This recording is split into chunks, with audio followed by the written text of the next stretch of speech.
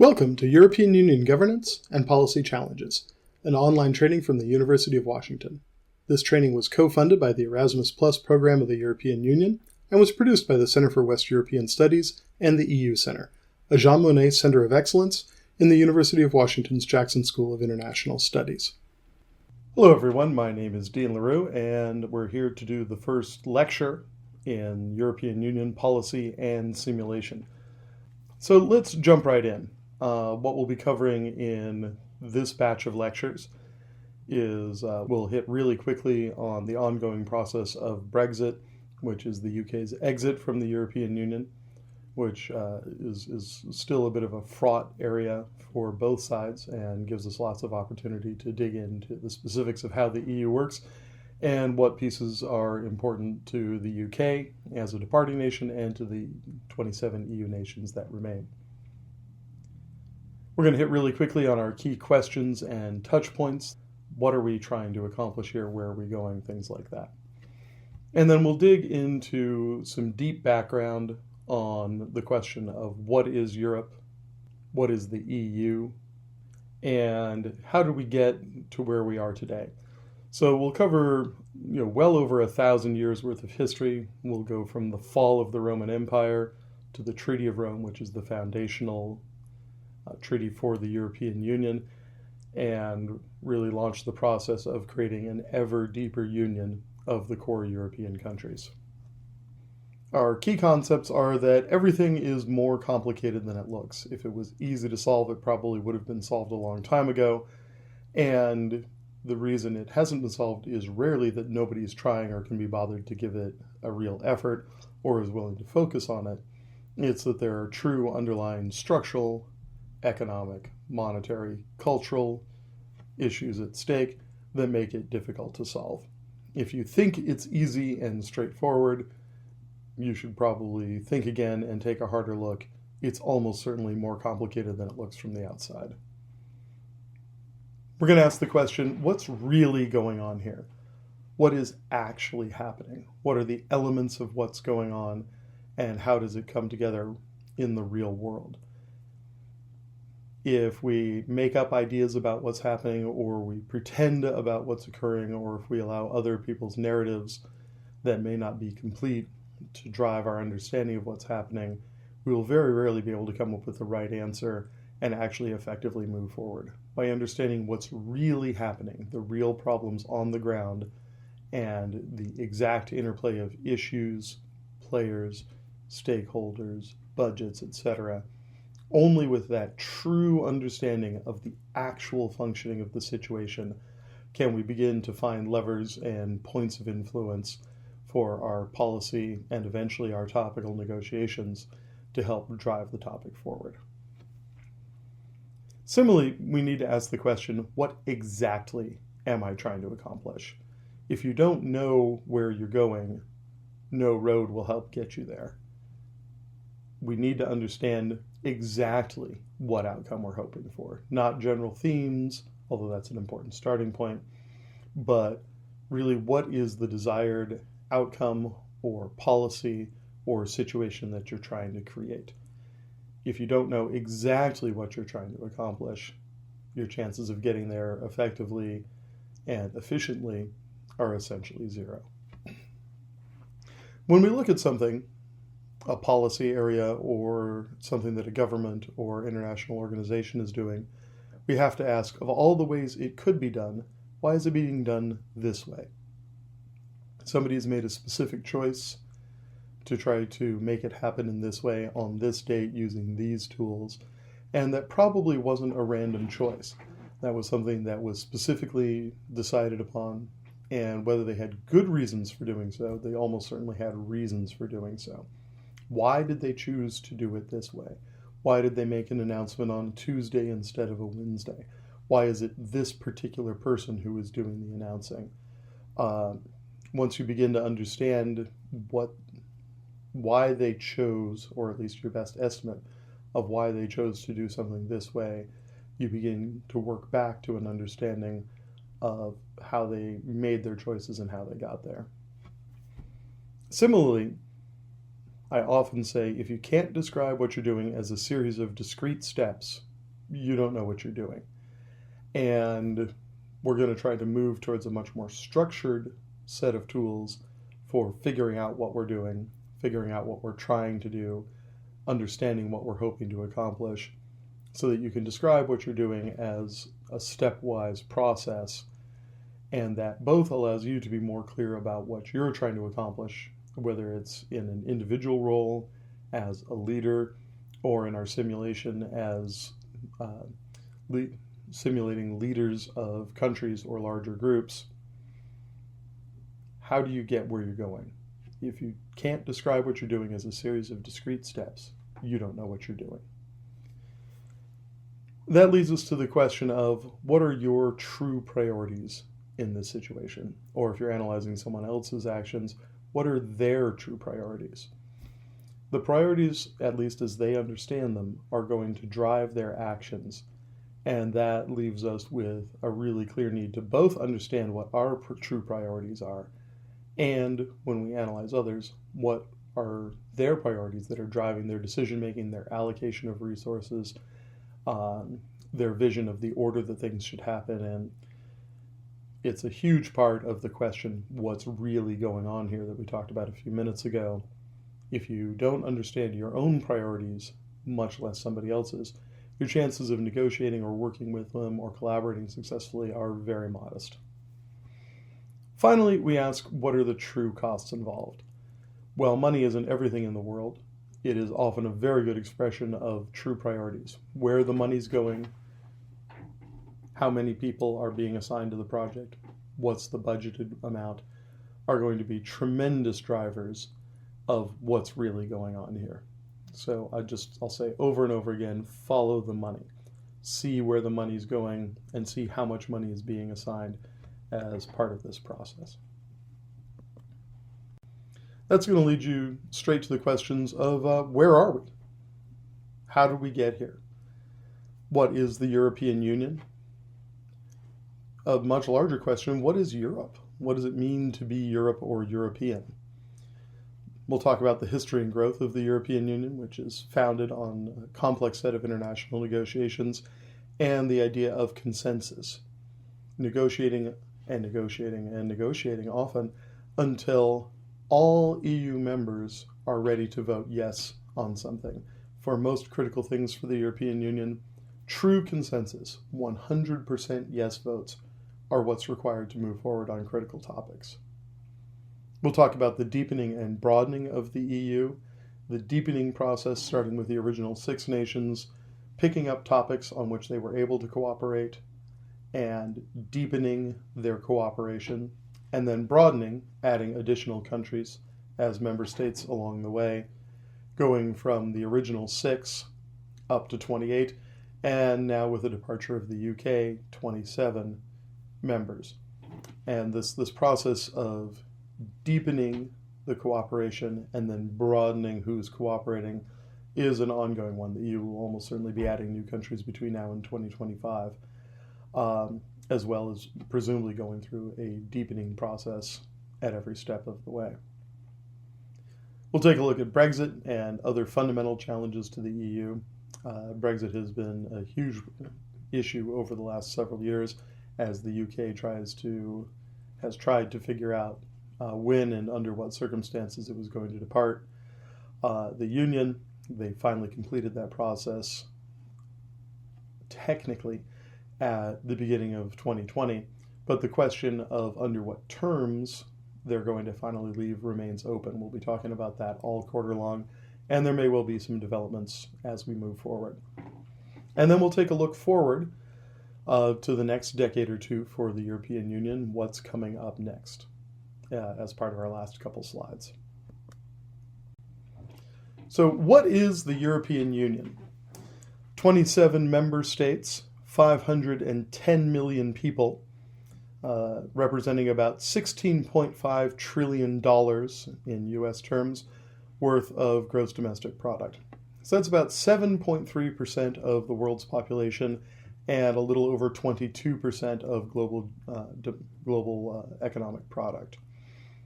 So we can see that as a whole, the EU is a very wealthy and influential market area, And we often think of the EU as being an economic entity, but as we'll see over the quarter, there's a lot more to that story.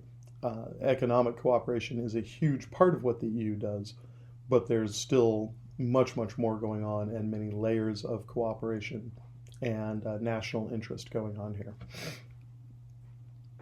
The commitment for the EU that came in the Treaty of Rome was an ever deeper union.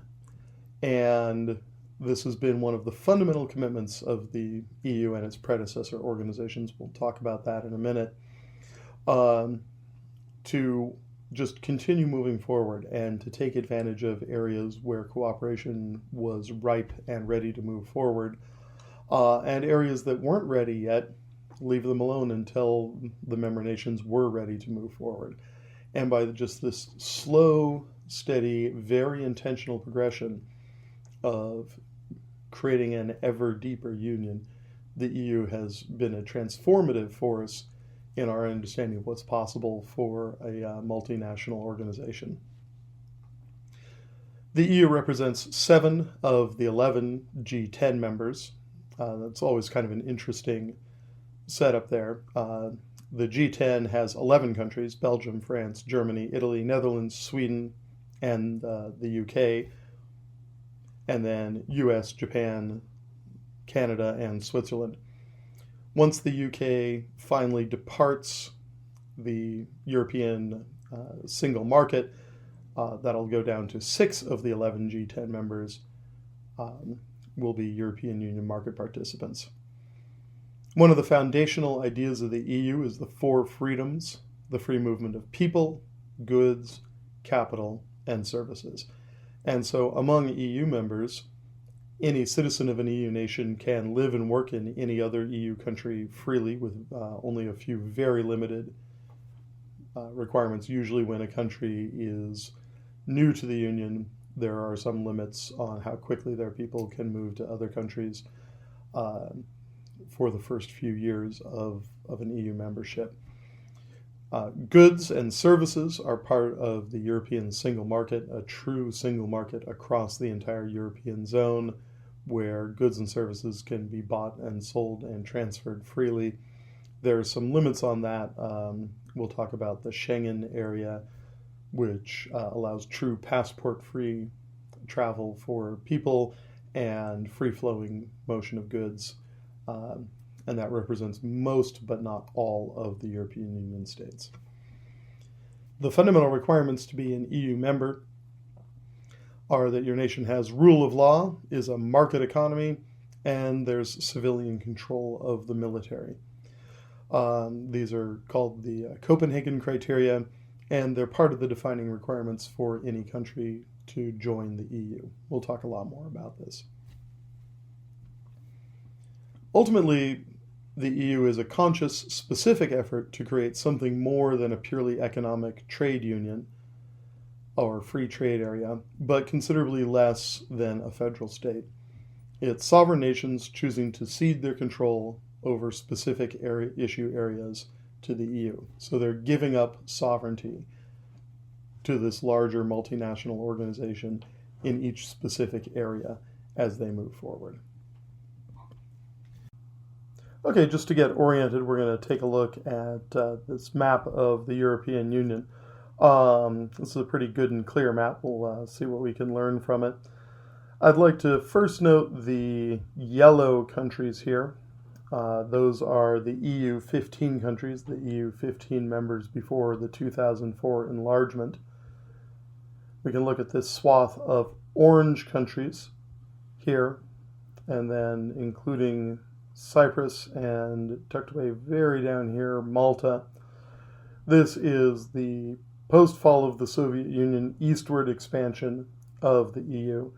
10 countries in 2004, expanding the EU to 25 countries, and then Romania and Bulgaria in 2007, bringing it up to 27, and then Croatia in 2013, bringing it to 28, and then, of course, with Brexit, the exit of the UK in 2020, now just 27 countries. We'll talk a little bit more about the Western Balkan countries and their candidate status. Most of those countries will become EU members presumably by 2025, but that's still a relatively early process. So this still leaves us with the question of what is the European Union? Is it a trade union or a customs union? Yes, absolutely. In terms of customs, rules, tariffs, and regulations, the EU has one unified customs regime for the entire world. This is opposed to a free trade area like the US has with Mexico and Canada, in which the customs integration is only among the three countries themselves. Externally, they still have their own individual regimes. So the EU certainly is a customs union, and that's a very important part of what it does. It's a single market economically. Politically, it has been granted some sovereignty from its member nations and given control over specific areas. And that brings us to this slide, which describes the EU as an ad hoc union with different sector-specific levels of integration. One more time, an ad hoc union with different sector-specific levels of integration. So we talked about an ever closer union just a little bit ago, and what we see here is that in areas where the member states have chosen a high degree of integration, the EU has been granted tremendous control and sovereignty over those areas. Some examples are the euro, agriculture, both regulation and subsidies, international trade and customs, competition as part of the single market, fisheries also as part of the single market. And then there's some areas where the members have chosen a relatively modest degree of integration. Security, consumer protection, environment is an increasingly high area of integration, but countries still maintain a fair amount of individual control. International aid, questions of regional policies, research. And then there's some areas with relatively low integration that are not major priorities for the EU. Defense, culture, education, health, social security, most of those decisions remain taken at a national level. Now, just to say it's low integration doesn't mean zero by any means. Just relative to the areas where there's a high transfer of sovereignty to the European Union from the member states. So these are just relatively low areas of integration. And all of those are areas where the EU is very interested and the member states are working towards a closer union, perhaps just at a little slower pace. Another description from the EU for itself is a transnational system of multi-level government, where decisions are taken at varying levels of governance, whether it's EU-wide for areas where that makes sense, the member nations, or brought down to the lowest possible level for more local decision-making. And these are all approaches that the EU takes. So now that we've talked about the question of what is the European Union, and there's much more on that. I've been studying the EU for more than 20 years now, and while I understand a tremendous amount about it and how it works, there's always more to learn and always more to learn about what they're trying to accomplish, what their goals are. And it's an ever-shifting set of goals as the world around it changes, as the membership changes, as they add members, and in the case of the UK, have now lost a critical member. It'll be very interesting to see what the developments are while we're still here in class. So let's stop for a second and ask the larger question of what is Europe? What does it mean to be European? How do you know whether you're European or not? And is there something truly fundamentally different about Europe and the European continent that makes it different for people who live there than other places? How do you know whether you're in or not? Turns out to be a huge question for this century.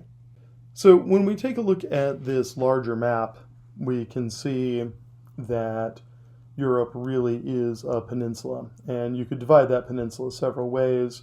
You can go from Caspian Sea up into the Scandinavian zone and the Baltic Sea. You could cut it across from the Black Sea up to the North Cape, and the peninsulas up here, and kind of cut it off in the Western Russian realm.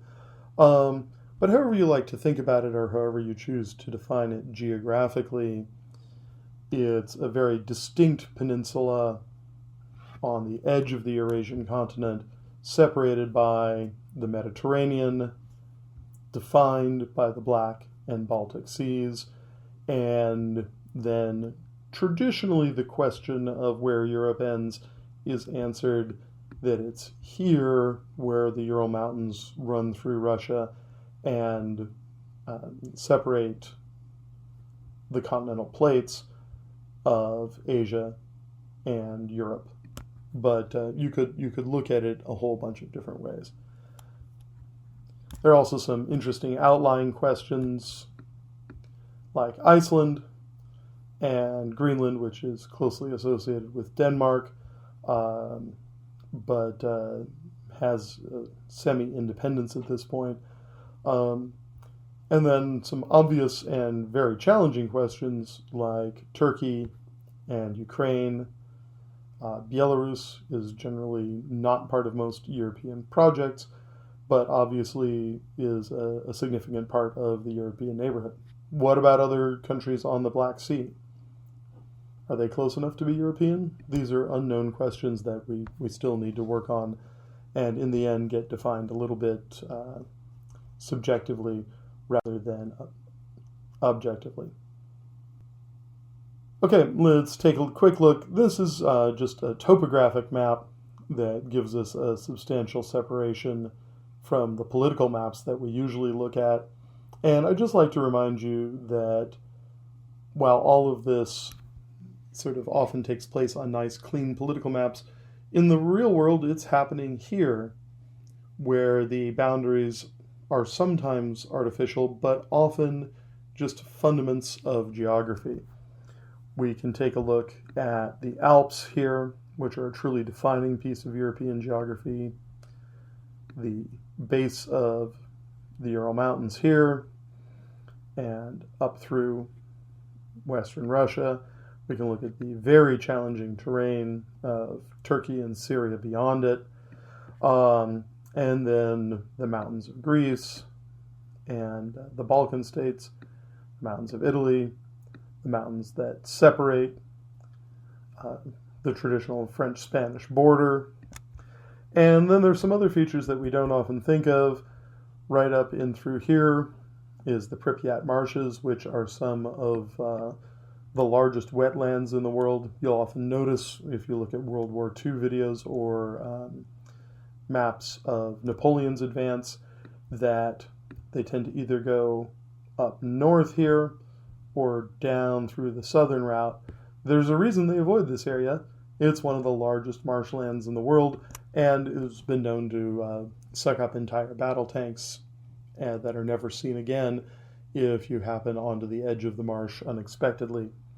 And so it's really good to think about that while we talk about the ideals and we talk about the goals, sometimes just the fundamental reality, the one thing you can't change, is your actual geography.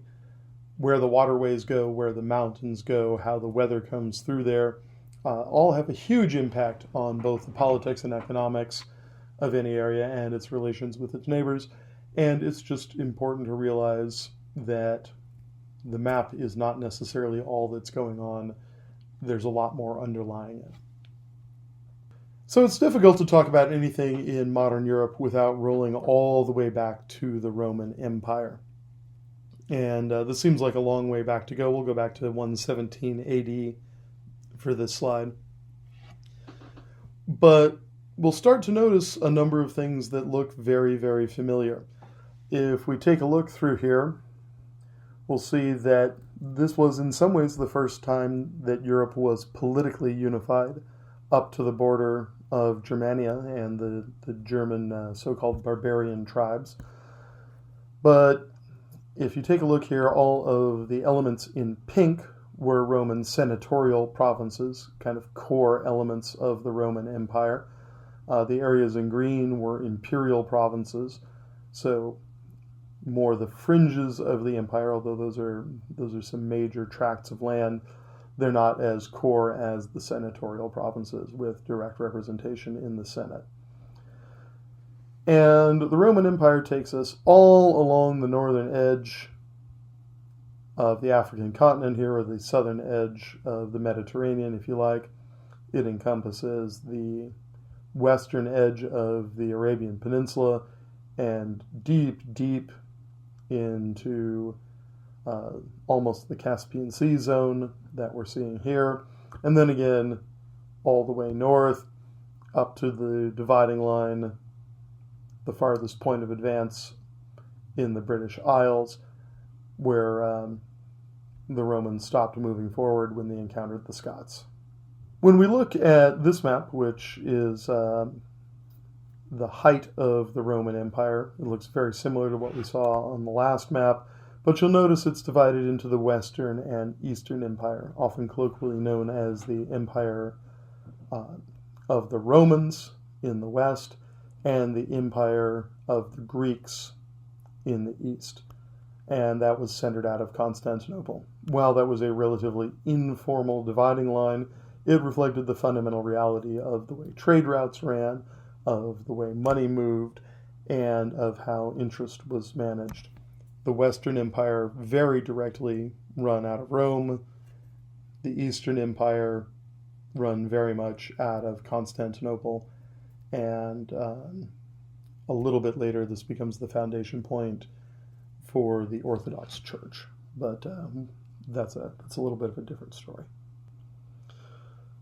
Okay, when we take a look at this map, this shows us Europe after the fall of the Roman Empire. And it's a look at the various tribes that moved into the zone of the Western Empire that we can see here.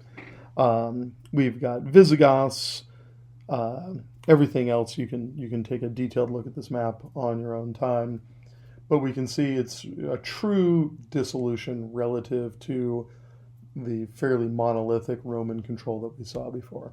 It's worth noting that on the right-hand side of the map, the Eastern Empire, or the Rump Empire, if you prefer, remains relatively integrated, and the Empire of the Greeks continues for many hundreds of years after the Western Roman Empire has fallen to the barbarians and its own dissolution. Okay, so something significant changes here, and if we look right to about 650 AD, or ACE, we see still the complex of so-called barbarian control and the Dark Ages in Central Europe. And then we see a significant change coming out of the Arabian Peninsula. And this is a fantastic map. I really like how it presents it.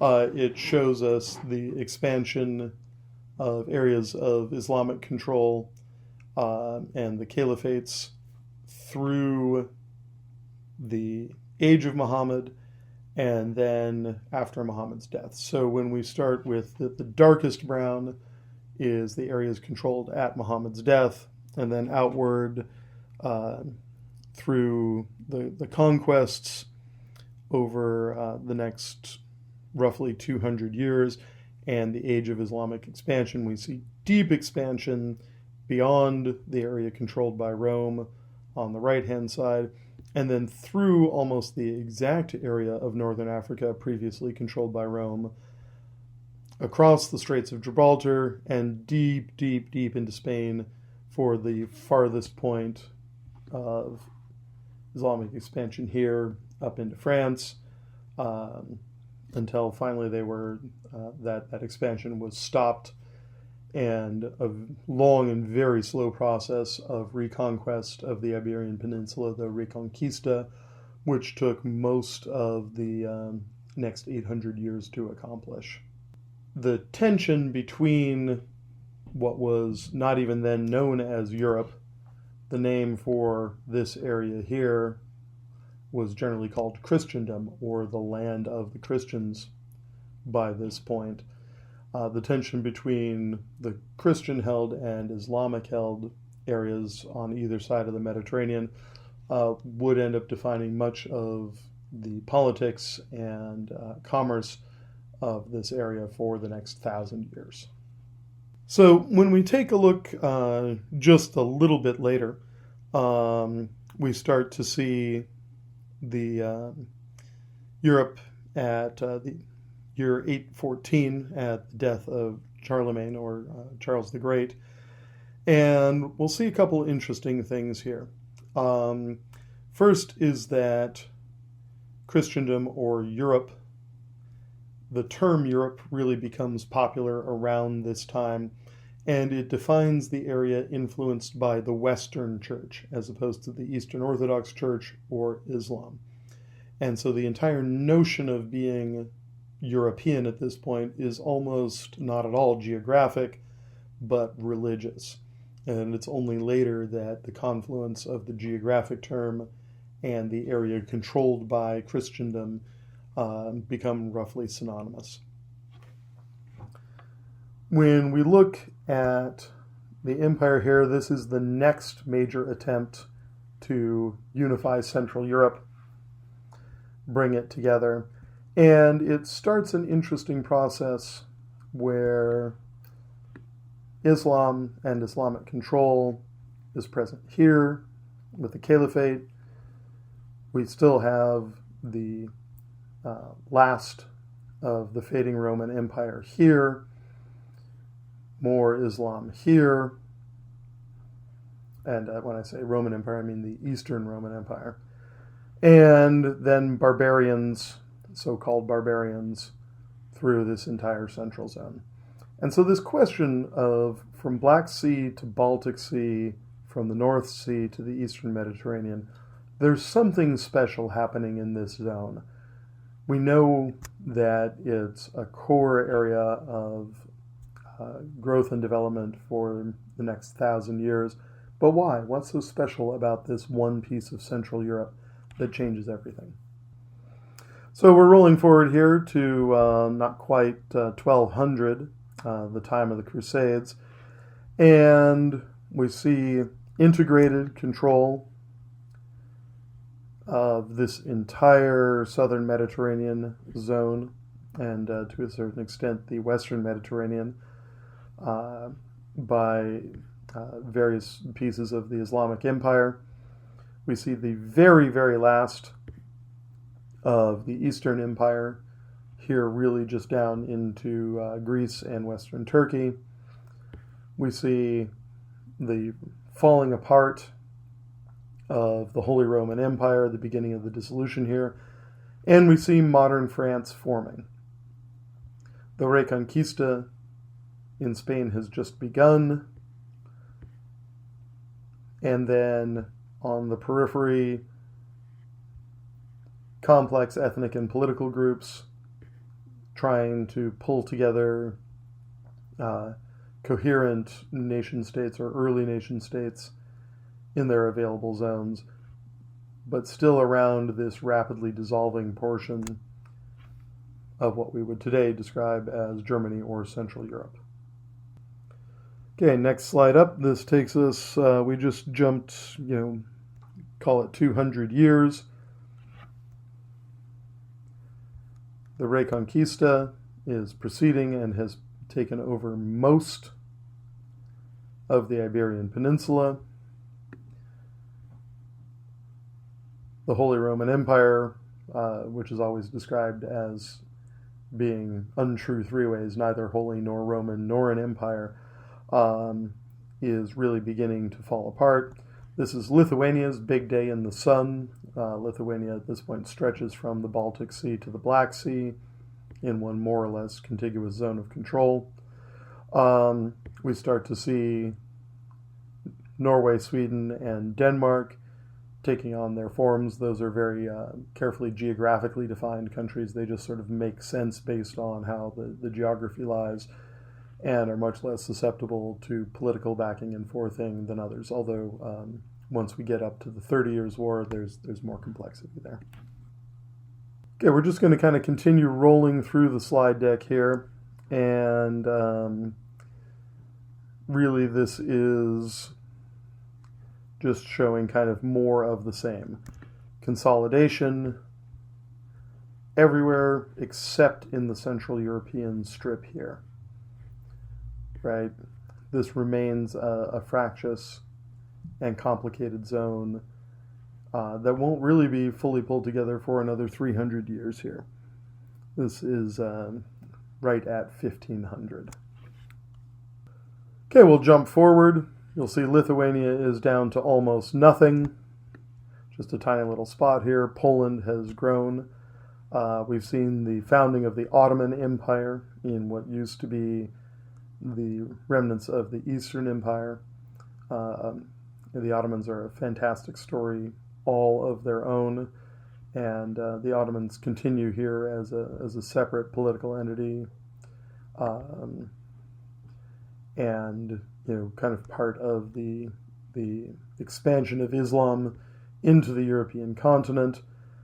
From this side, at the same time that the Reconquista is complete, in 1492, the last Moorish settlement is forced out of the Iberian Peninsula, and all of Spain is taken back for Christendom.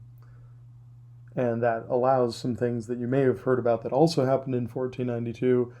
For the first time, the kings and queens and other rulers of the European continent on this end are able to turn their attention west, out to exploration and going out into the world, rather than pushing Islam out of their former areas. Okay, 1750.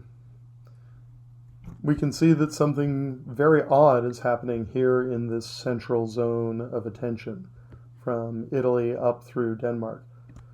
This is now composed of hundreds and hundreds of tiny and some not so tiny dukedoms, kingdoms, areas. Almost any form of government you can imagine exists in here, and they expand and change in some cases seemingly almost on a daily basis, while surrounded by relatively large, stable nation-states. The United Kingdom is fairly well established in its form. Norway, Sweden, Denmark. Poland tends to move around a fair bit. It doesn't have a strong geographic border like rivers or mountains on either side, so they tend to sort of slide back and forth a little. Ottoman Empire down here. Italy is beginning to consolidate at this point into several larger states, or what is now Italy. And Spain and Portugal, of course, are sitting out here very comfortably. France is just where it's been through most of this story. This is a little closer look here at 1786 in the area that we would today call Germany. We can see some relatively large kingdoms and other holdings here on the eastern edge, devolving down into thousands, literally thousands, of tiny small holdings through the central area here. And it's often just whatever a local prince or warlord with a castle and some soldiers can pull together and hold on to. If we roll forward to 1850, we're beginning to see massive consolidation everywhere except, again, in our central strip from Denmark to Italy here. Almost everything else is relatively coherent and looks relatively modern, but these zones have continued to resist consolidation. Skipping way ahead to 1955, we have what seemed like a very reliable and solid post-World War II map that we could rely on, with the USSR and their associated countries in their area of control, forming another strip here. East Germany, West Germany, Yugoslavia, Czechoslovakia, and then the Western European states from Germany westward. It made a lot of sense and seemed like it was going to be presumably the long-term future of Europe. But then we have the fall of the USSR and one of the biggest sets of map changes in Europe in a couple hundred years. What had seemed like relatively well-consolidated states began to break apart, and we have what is sometimes known as the Balkanization of previously very coherent states. So this entire strip of former Soviet client states have now become independent. Yugoslavia has broken apart into its constituent sub-states. Germany has reunited. Poland's borders are now redefined and fairly solid. I'd like to note the Russian enclave of Kaliningrad. This is Russian sovereign territory and remains a significant political and geopolitical challenge at this point. So that brings us forward to our modern map laid upon all of this history. So as we roll forward from the fall of Rome to the foundation of the EU, this consolidation process, this process of bringing Europe together into a coherent whole, and it gets pulled apart and it gets divided and then comes back together. We have the East-West divide of the post-World War II era. We have the complex dissolution in this corridor between Denmark and Italy, which formed a significant barrier to trade, growth, and a wide variety of other things for hundreds of years, separating Eastern and Western Europe. We have the divide between the Catholic and later Protestant churches and the Eastern Orthodox churches, the external pressure of Islam on the edges of the European continent pressing inward, Russia, and for a long time its Soviet incarnation pressing in from the east side. And so the question of to what extent the European nations are European by their own definition, or are they just defined by who's around the edges pressing inwards, becomes a fascinating question. Today, I think we could pretty clearly say that Europeanness is a mixture of a geographic, a political, and a cultural identity. Thank you for joining us for this European Union Governance and Policy Challenges lecture, co-funded by the Erasmus Plus program of the European Union and produced by the Center for West European Studies and the EU Center, a Jean Monnet Center of Excellence in the University of Washington's Jackson School of International Studies.